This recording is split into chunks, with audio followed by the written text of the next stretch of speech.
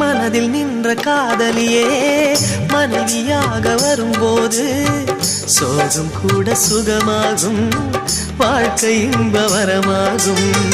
உன் வாழ்வில் செல்வங்கள் எல்லாம் ஒன்றாக சேர்ந்திட வேண்டும்.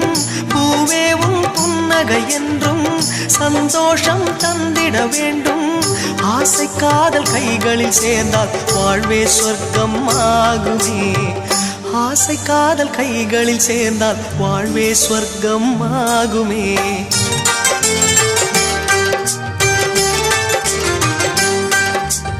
ஆனந்தம் ஆனந்தம் பாடும் மனமாசையின் ஊஞ்சலில் ஆடும்.